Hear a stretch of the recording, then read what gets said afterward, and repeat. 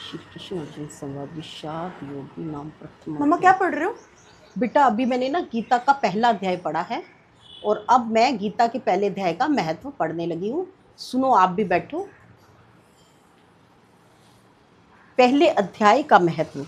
श्री पार्वती जी ने पूछा, हे महादेव जी, किस ज्ञान के बल से आपको संसार के लोग शिव कहकर पूजते हैं? मृगशाला ओढ़े, अंगों में शमशानों की विभूति लगाए, गले में सर्प और मुंडों की माला पहने रहे हो, इनमें तो कोई भी पवित्र नहीं है। फिर आप किस ज्ञान से पवित्र हो, वे आप कृपा कर कहिए। श्री महादेव जी बोले, हे प्रिय, सुनो, गीता ज्ञान को हृदय में धारण करने से मैं पवित्र हूँ और उस ज्ञान से मुझे बाहर के कर्म नहीं व्यापते। तब पार्वती ने कहा, हे भगवान, जिस गीता ज्ञान की आप ऐसी स्तुति करते हैं, उसके श्रवण करने से कोई कृतार्थ भी हुआ है। तब महादेव जी ने कहा, इस ज्ञान को सुनकर बहुत जीव कृतार्थ हुए और आगे भी होंगे। मैं तुझको एक पुरातन कथा कहता हूँ, तू श्रवण कर।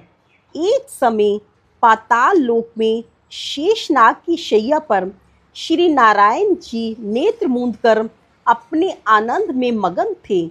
उस समय भगवान के चरण दबाती हुई श्री लक्ष्मी जी ने पूछा, हे प्रभु, निंद्रा और आलस्य उन पुरुषों को व्यापता है जो जीव तामसी हैं।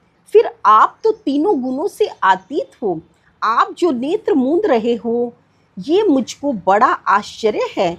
श्री नारायण जी बोले, हे लक्ष्मी, मुझको निंद्रा आलस्य नहीं व्यापता।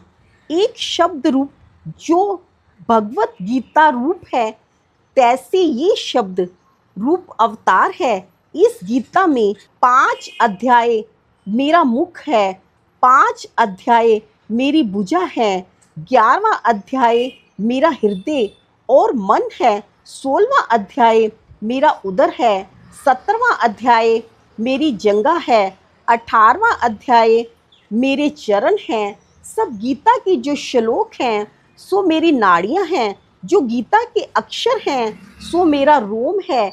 ऐसा जो मेरा शब्द रूपी गीता ज्ञान है, जिसके अर्थ मैं हृदय में विचारता हूँ और बहुत आनंद को प्राप्त होता हूँ। श्री नारायण जी ने कहा, हे लक्ष्मी, गीता ज्ञान को सुनकर बहुत जीव कृतार्थ हुए। सो सुन, शूद्र वर्ण एक प्राणी था जो चंडालों के कर्म करता था और तेल लावण्य का व्यापार करता था। उसने बकरी पाली। एक दिन वह बकरी चराने को वन में ले गया, वृक्षों के पत्ते तोड़ने लगा। वहाँ सर्प ने उसे डस लिया, जिससे तत्काल उसके प्राण निकल गए। मरकर उसने बहुत नरक भोगे।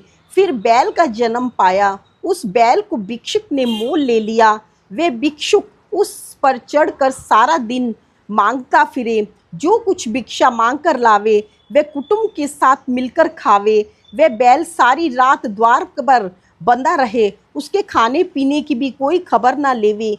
कुछ थोड़ा सा भूसा उसके आगे डाल देवे। जब दिन चढ़े, फिर बैल पर चढ़कर मांगने फिरे। कई दिन गुजरे तो वह बैल भूख का मारा गिर पड़ा, पर उसके प्राण नहीं छूटे। नगर के लोगों ने देखा, कोई उसके लिए तीर्थ का फल दे रहा है, कोई व्रत का फल दे रहा है, पर बैल के प्राण नहीं छूटे।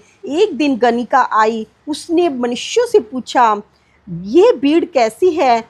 तो उन्होंने कहा, इसके प्राण जाते नहीं हैं, अनेक पुण्यों का फल दे रहे हैं, तो भी इसकी मुक्ति नहीं होती। तब गणिका ने कहा, मैंने जो किया है उसका फल इस बैल के निमित्त दिया जाए। इतना कहते ही बैल की मुक्ति हुई। तब बैल ने एक ब्राह्मण के घर में जन्म लिया। पिता ने इसका नाम सुशर्मा रखा था। तब बड़ा हुआ तो पिता ने इसको पढ़ाया। तब उसको पिछले जन्म की सुध रही। इसके एक दिन मन में विचार किया, जिस गणिका ने मुझे बैल की योनि से छुड़ाया था, उसका दर्शन करूं। विप्र चलता चलता गणिका के घर गया और कहा, तू मुझे पहचानती है? गणिका ने कहा, मैं नहीं पहचानती, तू कौन है? मेरी तेरी क्या पहचान? तू विप्र, मैं वैश्य। तब विप्र ने कहा, मैं वही बैल हूँ जिसको तूने अपना पुण्य दिया था। तब मैं बैल की योनि से छूटा था, अब मैंने विप्र के घर जन्म लिया है। तू अपना वह पुण्य बता। गणिका ने कहा, मैंने अपने जाने कोई पुण्य नहीं किया, पर मेरे घर एक तोता है, वह कुछ पढ़ता है, मैं उसके वाक्य सुनती हूँ। उस पुण्य का फल मैंने तेरे निमित्त दिया है। तब विप्र ने तोते से पूछा कि तू सवेरे क्या पढ़ता है? तोते ने कहा, मैं पिछले जन्म में विप्र का पुत्र था। पिता ने मुझे गीता के पहले अध्याय का पाठ सिखाया था। एक दिन मैंने गुरुजी से कहा, तुमने मुझको क्या पढ़ाया है? तब गुरुजी ने मुझे श्राप दिया, तू सूआ हो जा। तब मैं सूआ हुआ। एक दिन फंदक मुझे पकड़ कर ले गए। एक विप्र ने मुझे मोल लिया। वह विप्र भी अपने पुत्र को गीता का पाठ सिखाता था। तब मैंने भी वह पाठ सीख लिया। एक दिन विप्र के घर चोर घुस पड़े। उनको धन प्राप्त ना हुआ तो पिंजड़ा उठाकर ले गए। उन चोरों की ये गणिका मित्र थी।